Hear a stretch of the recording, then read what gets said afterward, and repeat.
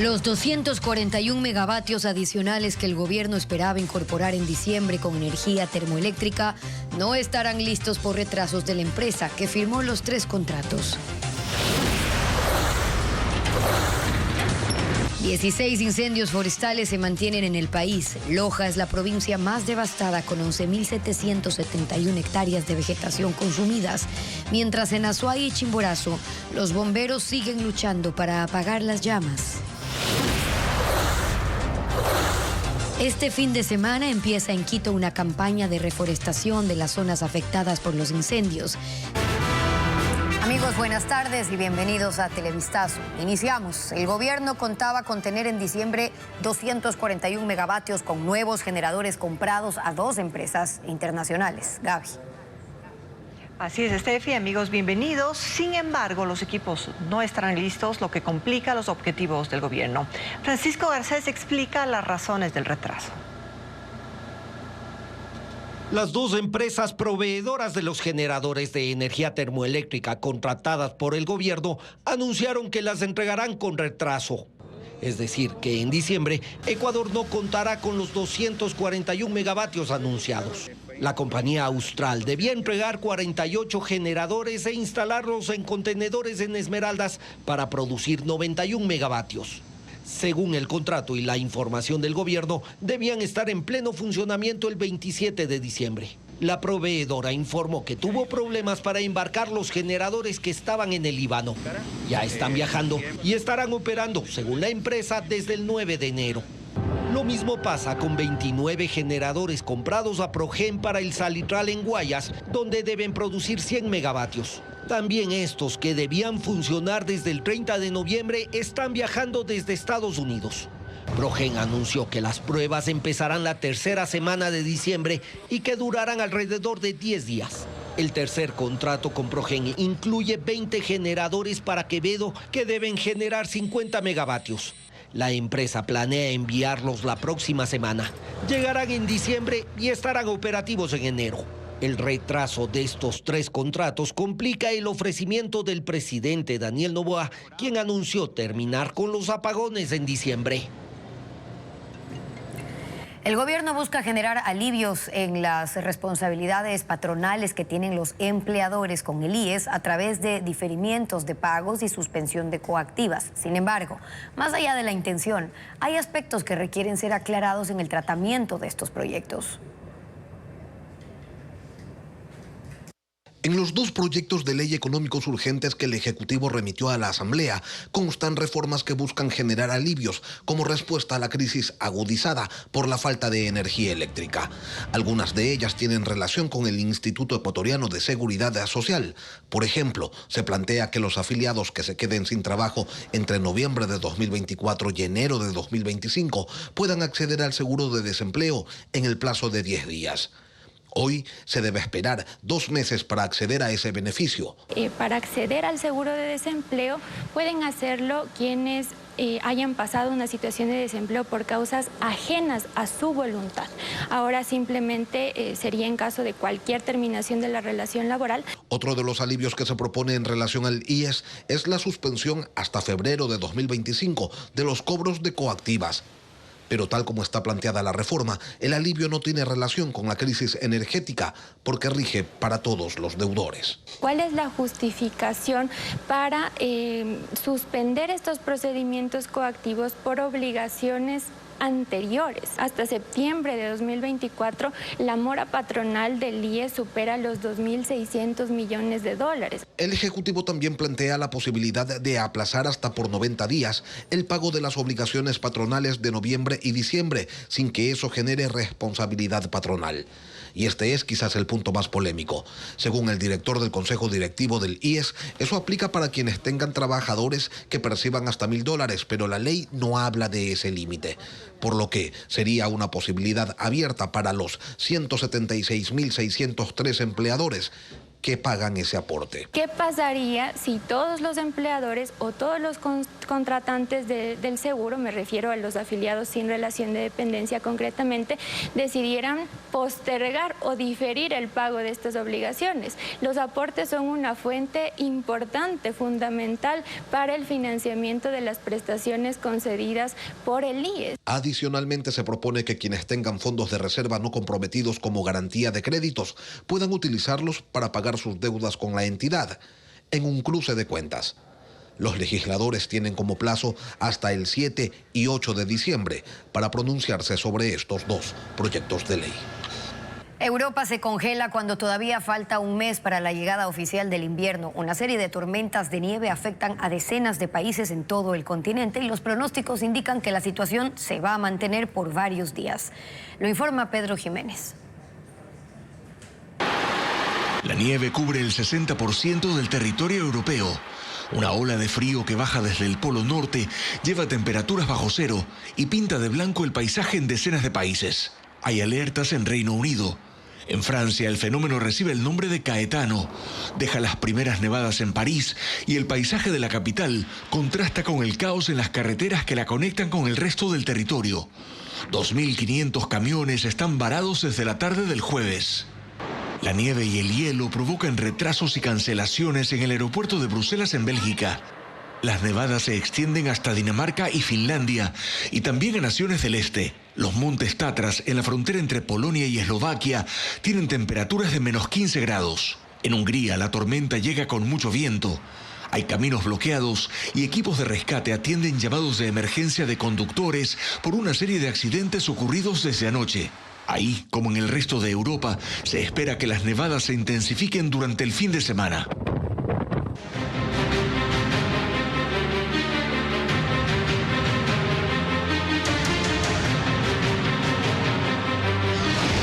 Incendios. La urgencia no se apaga. Durante este fin de semana en Quito se realizará la gran minga de reforestación para intervenir las zonas que fueron devastadas por los incendios forestales ocurridos en septiembre. ¿De dónde saldrán las especies para sembrar? Carla Delgado tiene la respuesta. En el vivero municipal del Parque Las Cuadras, en el sur de Quito, hay unas 35.000 especies de árboles y plantas.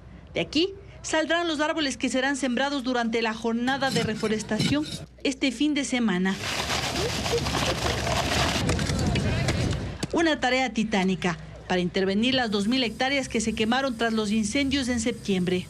Son 10 áreas priorizadas, entre ellas el Panecillo, Ilaló, El Lauqui, Huanhuiltagua, Llano Grande, zonas en las que se aprovechará para hacer una transición de la cobertura vegetal con especies nativas, como explica Diego Naranjo, especialista forestal de la Secretaría de Ambiente. Entonces, como primer paso es ayudar a la naturaleza para que recupere lo verde. Entonces, es un primer paso. Entonces, luego de que recuperamos lo verde, vamos a ir recuperando, por ejemplo, la fauna. Entonces, los insectos, polinizadores, aves, incluso mamíferos empiezan a llegar. Entonces, este es un proceso de años. La reforestación no solo se hará con especies arbóreas, también se sembrarán arbustos y especies rastreras para hacer una reparación integral del suelo. En Quito hay alrededor de 15 ecosistemas. Por ello se seleccionarán las especies que se adapten mejor en cada zona. Hacia la zona más alto andina, que puede ser acá como en el Panecillo, estamos hablando de alisos, de pumamaquis, de arrayán. Hacia la zona de Llano Grande o de Velasco, que es una zona de bosque seco, tenemos algarrobos, de espinos, faiques, de pencos, son especies que se adaptan. En las áreas afectadas se sembrarán alisos que llegan a medir hasta 20 metros de altura.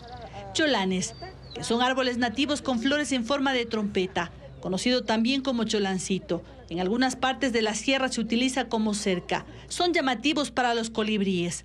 Se sembrarán nogales, árboles que alcanzan los 30 metros. Sus hojas tienen 25 centímetros de longitud. El tiempo de espera para la reforestación permitió que el suelo se enfríe y esté apto para la siembra. Grupos de voluntarios preparan el suelo. La minca será este sábado 23 y domingo 24. Los voluntarios que quieran inscribirse lo podrán hacer en la página de la Secretaría de Ambiente del municipio de Quito. El cerro Yumilibi, considerado el pulmón natural de Cotopaxi, enfrenta un incendio voraz que ha devastado 500 hectáreas de bosque. Los fuertes vientos, el terreno agreste complica las labores de brigadistas y comuneros. Lo informa Patricio Viera. El cerro Yumilibi, 50 kilómetros al sureste de la parroquia Angamarca, en el cantón Pujilí, arde en llamas. Esta área, conocida como el pulmón natural de Cotopaxi, enfrenta 25 focos activos con llamas que alcanzan hasta 10 metros, 200 hectáreas de bosque de arrayán y 200 hectáreas de bosque de alisos de 300 años, junto con 700 plantas de achupallas y pajonales, han quedado reducidas a cenizas. Y hay ositos, cabras, venados, entre otras especies más. 8 brigadistas del Cuerpo de Bomberos del Cantón Pujilí, armados con matafuegos artesanales, luchan desde las 6 de la mañana para controlar el incendio. A su lado, 20 comuneros han sumado esfuerzos, logrando apagar las llamas que estaban a 50 metros de 7 viviendas. Tenemos muchos inconvenientes para ingresar allá, ya que hay mucha vegetación y es difícil ingresar porque hay bastantes montañas, son las partes pendientes y es un poco peligroso. Comuneros señalan que la quema agrícola podría ser la causa del incendio. De hecho, mientras un equipo de Coavisa recorría la zona, un dron captó a una mujer iniciando fuego en un pastizal seco a tan solo 20 metros de su vivienda. Hasta ahora, el fuego ha arrasado con 500 hectáreas de vegetación, mientras los vientos que en esta zona alcanzan los 30 kilómetros por hora impulsan las llamas hacia el suroccidente. Brigadistas y comuneros continúan luchando contra 16 incendios activos en el país, especialmente en Loja, Azuay y Chimborazo, donde ya hay más de 21.000 hectáreas destruidas.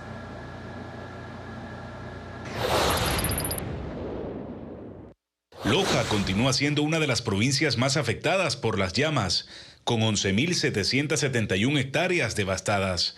El 80% de la destrucción ocurre en la capital, donde los incendios de San Pedro de Vilcabamba se han extendido a zonas como Yamburara, Cucharillo y Las Palmas, en la parroquia Vilcabamba. Hoy, 150 personas entre militares, bomberos y comuneros se esfuerzan por extinguir las llamas, reforzando las trochas en el Parque Nacional Podocarpus, que ha perdido 124 hectáreas de bosque. Allí, helicópteros de las Fuerzas Armadas han realizado 29 descargas de agua.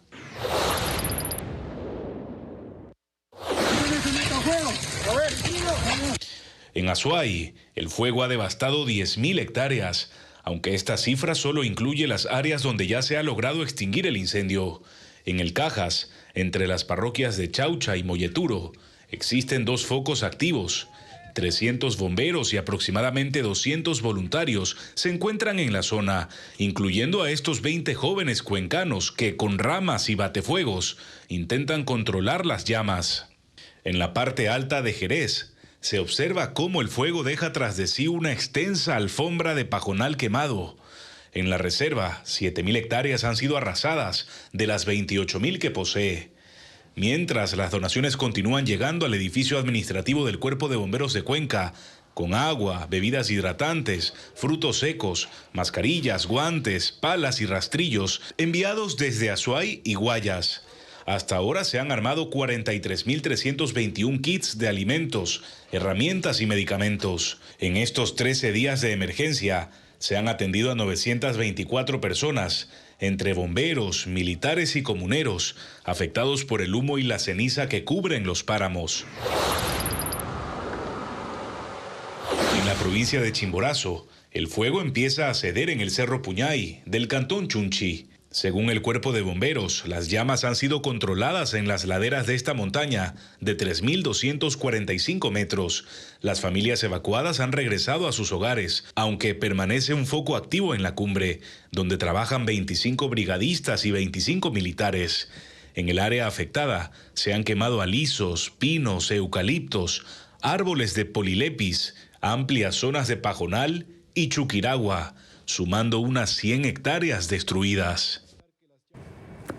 Los expresidentes de España, Mariano Rajoy, y de Colombia, Álvaro Uribe, presentaron alternativas para enfrentar la crisis de inseguridad y recesión económica en el Ecuador. Las intervenciones fueron hechas en un foro al que acudieron 1.400 inversionistas, dirigentes empresariales, académicos y políticos. Este jueves se realizó en Quito, en el Paseo San Francisco, el Foro de Seguridad y Economía con la participación de 1.400 inversionistas, dirigentes empresariales, académicos y políticos. Los principales expositores fueron Mariano Rajoy, expresidente del Gobierno de España, y Álvaro Uribe, expresidente de Colombia.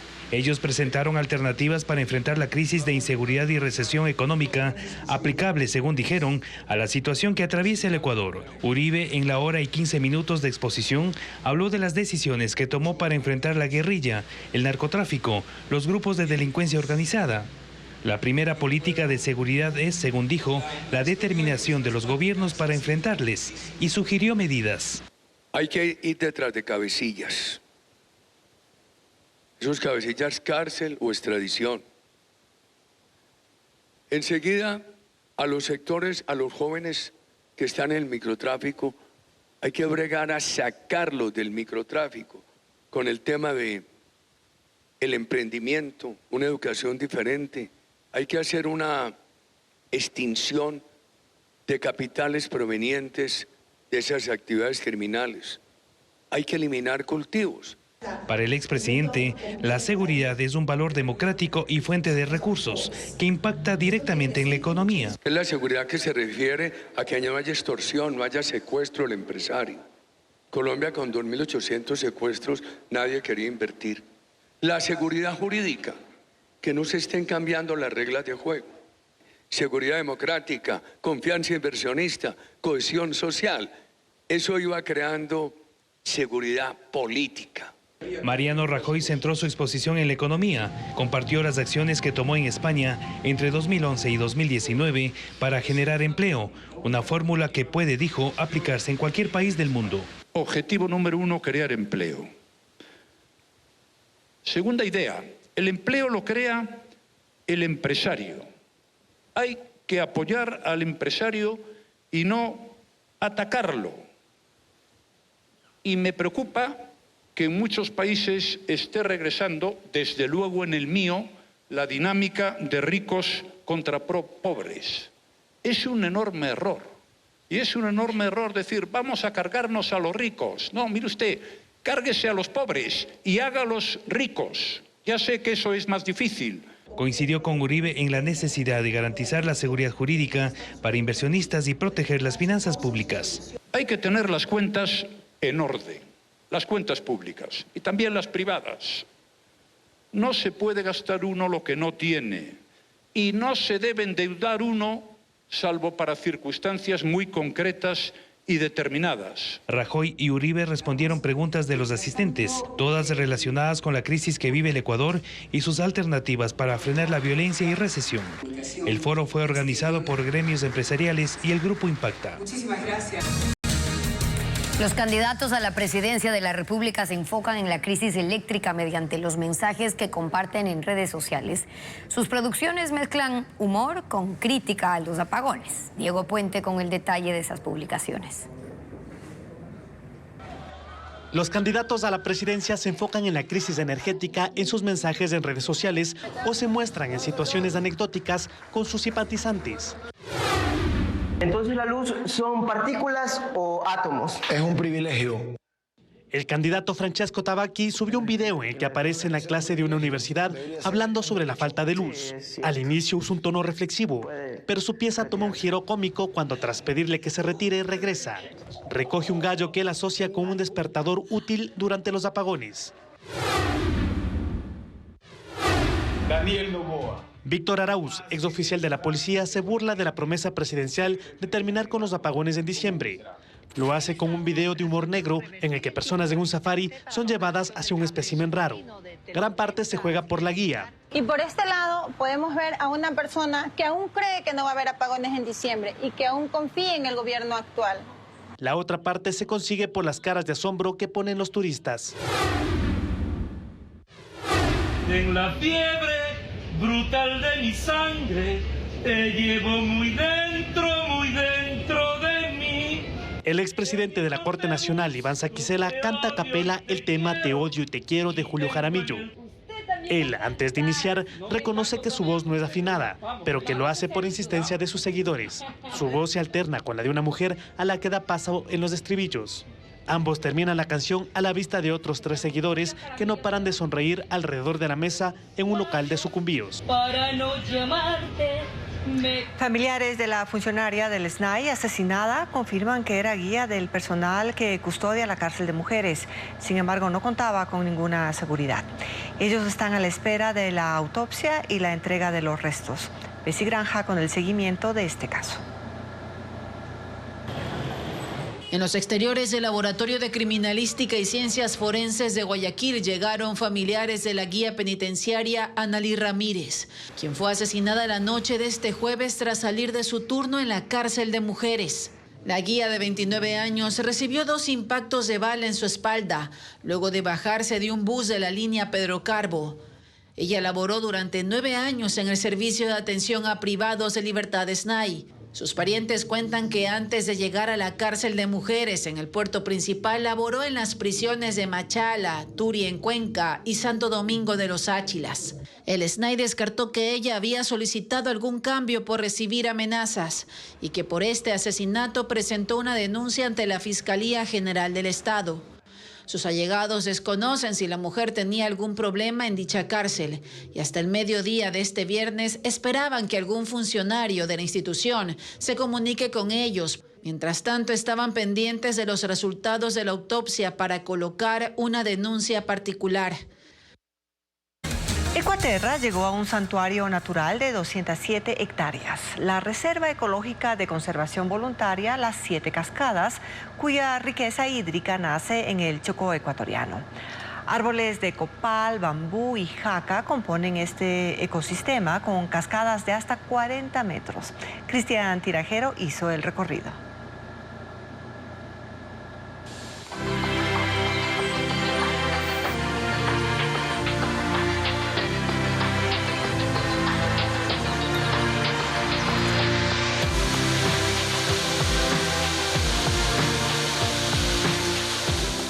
La Reserva Ecológica Las 7 Cascadas está en el Chocó ecuatoriano.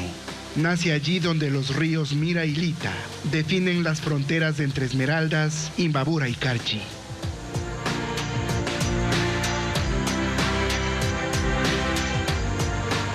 Desde lo alto se ve como una capa verde, salpicada por el rojo y violeta de 5 tipos de orquídeas. Entre ellas lavanda y la catleya, cuyo aroma atrae a 12 especies de mariposas.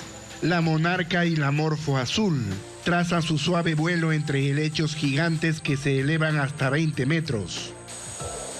Bajo su sombra, la planta de camacho de hojas acorazonadas forma enredaderas que cubren un angosto sendero que debe ser recorrido con un guía nativo.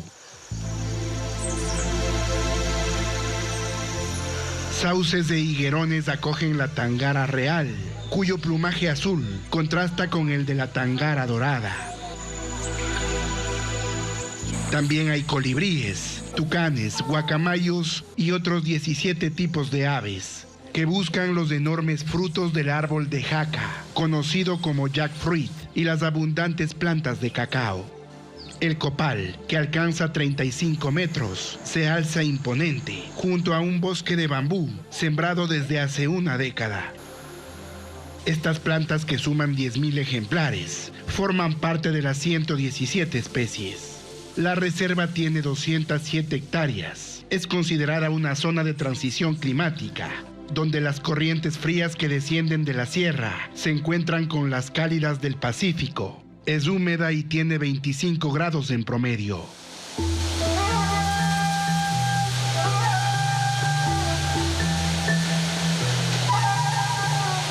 En el centro, el río Chuchubí recorre 8 kilómetros. Sus aguas cristalinas nacen en la reserva Cotacachi-Cayapas y forman un espectáculo de 7 cascadas.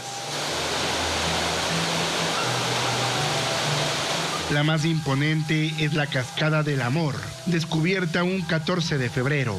Su caída de 40 metros moldea las piedras del cauce y forma pequeñas piscinas. Desde la superficie se distinguen los peces lucio. Medio kilómetro río abajo emerge la Mujer del Encanto, una cascada de 25 metros.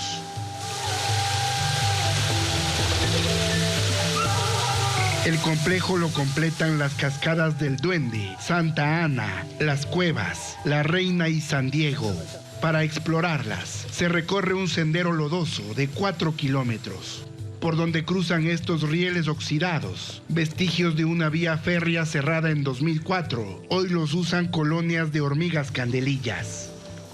Anteriormente lo que teníamos es que habitantes de la zona se dedicaban a la extracción de madera. Entonces nosotros iniciamos con un tema de capacitación para los habitantes para que puedan entender y ver lo que realmente tenemos aquí. Desde 1999, la familia Tarupí Reina ha integrado a 85 habitantes de 3 comunidades cercanas en un plan para conservar la reserva ecológica, las 7 cascadas, protegiéndola de la caza y la tala y fomentando el turismo ecológico. Cada año, 2.500 visitantes llegan atraídos por los monos araña negro, en peligro de extinción, y otras 72 especies de animales, como el armadillo, que avanza con su andar sigiloso. Son 8 horas de un recorrido acompañado por el canto de las aves,